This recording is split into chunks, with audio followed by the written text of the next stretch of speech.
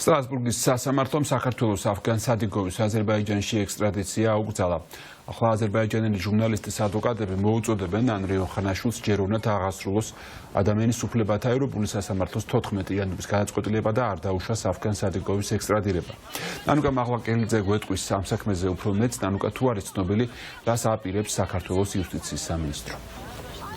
მიშა, მიუხედავად იმისა, რომ უკვე 24 საათზე მეტი გავიდა, რაც სტრასბურგის სასამართლოს ოფიციალური გადაწყვეტილება გახდა ცნობილი ავგან სადიგოვის საქმესთან დაკავშირებით, ჩვენთვის კვლავ უცნობია, რას აპირებს ქართული ოცნების ხელისუფლება, რადგან ის დუმილის რეჟიმს ინარჩუნებს. უნდა აღინიშნოს, რომ სადიგოვი ჯერ საქართველოში ეროვნულ სასამართლოებში და მისი იურისტები სოციალური სამართლიანობის ცენტრი იცავს მის უფლებებს. სწორედ ისინი ცდილობდნენ, რომ საქართველოსგან მოეთხოვათ საერთაშორისო დაცვა და შესაბამისად მას შეიძლებოდა მინიჭებოდა ლტოლვილის ან ჰუმანიტარული სტატუსი, რაც გულისხმობს იმას, რომ სადიგოვის ექსტრადირება აღარ მოხდებოდა, თუმცა როგორც იურისტები ამბობენ, სასამართლომ პოლიტიკური გადაწყვეტილებები მიიღო და მას ამ სარჩელზე უარი უთხრა. შესაბამისად იურისტებს მოუწიათ, რომ წინწებად გაეგზავნათ სტრასბურგის სასამართლოში, ანუ ადამიანის უფლებათა ევროპულ სასამართლოში ეს სარჩელი და შესაბამისად ეს არის დროებითი ღონისძიება, რომელიც 7 დღის განმავლობაში გაგრძელდება და პარალელურად იურისტები ამბობენ, რომ არის კიდევ ერთი სარჩელი გაგზავნილი, რომელიც მოითხოვს, რომ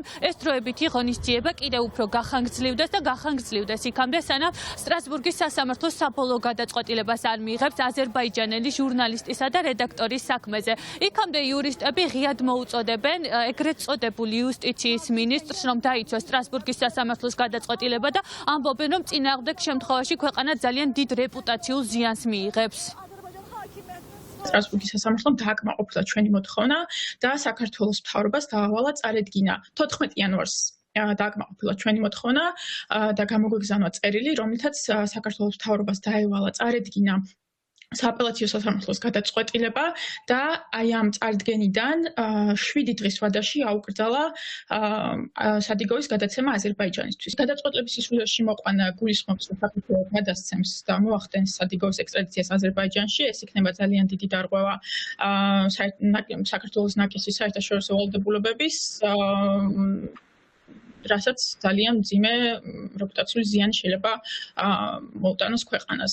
ჩვენთვის იყო პროგნოზირებადი ამ საქმის პოლიტიკური კონტექსტის გათვალისწინებით, რომ ეროვნულ სასამართლოებს არ ექნებოდა საკმარისი დამოუკიდებლობა და კეთილსინდისიერება, რომ გაეჩერებინა ექსტრადიციის პროცესი, ამიტომ 10 იანვარს განმეორებით მიმართეთ ადამიანის უფლებათა ევროპულ სასამართლოს და გუშინ გვიან საღამოს ევროპულმა სასამართლომ მიიღო ძალიან მნიშვნელოვანი გადაწყვეტილება და საქართველოს მთავრობას აუკრძალა ავგან სადიგოვის ექსტრადიცია აზერბაიჯანში. ჩვენ მოუწოდებთ საქართველოს იუსტიციის სამინისტროს და ანდრე ოხანაშვილს, რომ გააკეთონ ყველაფერი ევროპული სასამართლოს გადაწყვეტილების ზედმიწევნითი აღსრულებისთვის. ძალიან ბევრი ავტორიტეტული საერთაშორისო ორგანიზაცია პირდაპირ მოუწოდებდა საქართველოს საერთაშორისო სასამართლოს, რომ არ დაეშვათ ავგან სადიგოვის ექსტრადიცია აზერბაიჯანში, ვინაიდან აზერბაიჯანში ექსტრადიციის შემთხვევაში იგი აუცილებლად დადგება დევნის, არასათანადომეპყრობისა და წამების რისკის წინაშე. სამწუხაროდ სასამართლოებმა საერთოდ არ გაითვალისწინეს აკუსმული გარემოებები და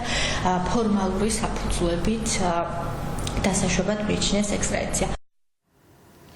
2016 წლიდან ამ დრომდე ავგან სადიგოვი საკუთარ ქვეყანაში რამდენჯერმე იქნა გასამართლებული, მათ შორის სისხლის სამართლის საქმეებზეც. 2023 წლიდან იმყოფება საქართველოში, მას ნოემბრის თვეში სამთვიანი საექსტრადაციო პატიმრობა მიესაჯა. ძალიან დიდია ყურადღება ავგან სადიგოვის მიმართ, მათ შორის Amnesty International რეპორტიორების საზღვრებს გარეშე ეუთო და სხვადასხვა ორგანიზაციები ავრცელებდნენ მასთან დაკავშირებით განცხადებებს. უფლებადამცველები ცალსახად ამბობენ, რომ ის არის პოლიტიკური პატიმარი და ასევე საკუთარი ქვეყნიდან დევნილი და ახლა სწორედ ქართული ოცნების ხელისუფლების ხელში არის კრიტიკული ჟურნალისტის ბედი და რა გადაწყვეტილებას მიიღებს ქართული ოცნება, ძალიან დიდი საერთაშორისო ყურადღების ქვეშ ექცევა ეს საკითხი.